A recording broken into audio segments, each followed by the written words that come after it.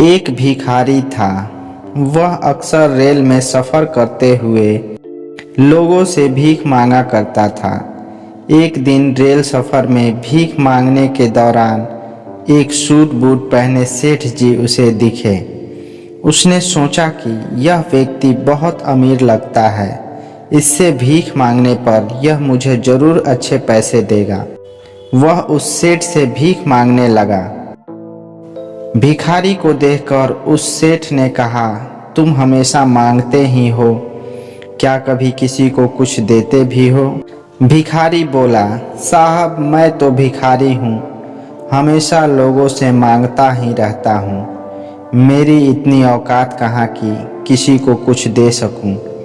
सेठ बोला, जब किसी को कुछ दे नहीं सकते तो तुम्हें मांगने का भी कोई हक नहीं है।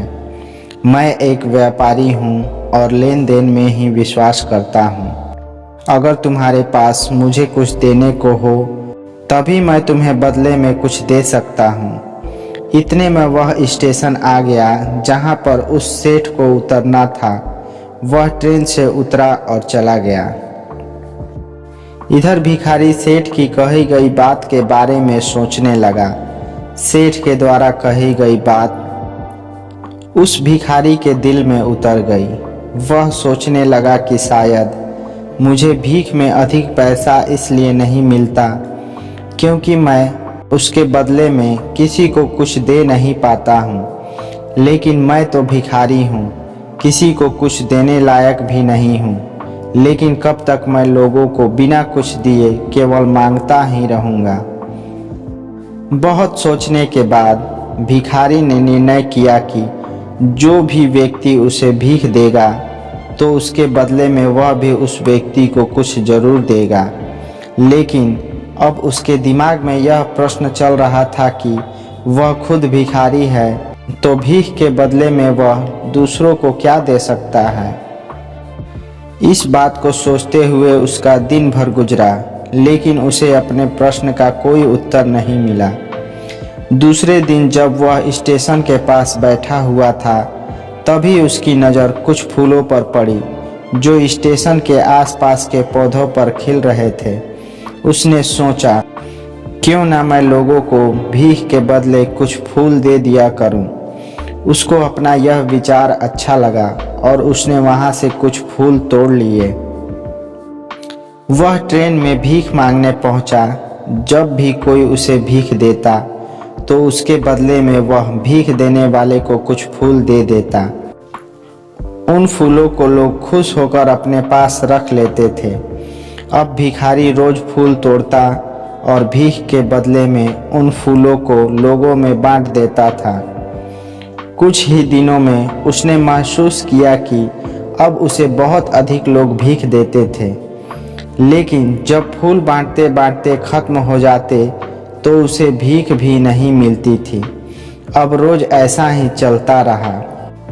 एक दिन जब वह भीख मांग रहा था तो उसने देखा कि वही सेठ ट्रेन में बैठे हैं जिसकी वजह से उसे भीख के बदले फूल देने की प्रेरणा मिली थी। वह तुरंत उस व्यक्ति के पास पहुंच गया और भीख मांगते हुए बोला, आज मेरे पास आपको देने के लिए कुछ फूल हैं, आप मुझे भीख दीजिए, बदले में मैं आपको कुछ फूल दूंगा। सेठ ने उसे भीख के रूप में कुछ पैसे दे दिए और भिखारी ने कुछ फूल उसे दे दिए। उस सेठ को यह बात बहुत पसंद आई। सेठ ने बोला, वाह क्या बात है, आज तुम भी मेरी तरह एक व्यापारी बन गए हो। इतना कहकर फूल लेकर वह सेठ स्टेशन पर उतर गया। लेकिन उस सेठ द्वारा कही गई बात एक बार फिर से उस भिखारी के दिल में उतर गई। वह बार बार उस सेठ के द्वारा कही गई बात, आज तुम भी मेरी तरह व्यापारी बन गए हो, के बारे में सोचने लगा और बहुत खुश होने लगा। उसकी आंखें अब चमकने लगी। उसे लगने लगा कि अब उसके हाथ सफलता की चाबी लग गई है, जिसके द्वारा वह अपने जीवन को बदल सकता है। वह तुरंत ट्रेन से नीचे उतरा और उत्साहित होकर बहुत तेज आवाज में ऊपर आसमान की तरफ देखकर बोला, मैं भिखारी नहीं हूँ, मैं तो एक व्यापारी हूँ। मैं भी उस सेठ जैसा बन सकता हूँ, मैं भी अमीर बन सकता हूँ। लोगों ने उसे देखा तो सोचा कि शायद यह भिखारी पागल हो गया है। अगले दिन से वह भिखारी उस स्टेशन पर फिर कभी नहीं दिखा। 1 वर्ष बाद इसी स्टेशन पर 2 व्यक्ति सूट बूट पहने यात्रा कर रहे थे। दोनों ने एक दूसरे को देखा तो उनमें से एक ने दूसरे को हाथ जोड़कर प्रणाम किया और कहा, क्या आपने मुझे पहचाना? सेठ बोला, नहीं तो, शायद हम लोग पहली बार मिल रहे हैं।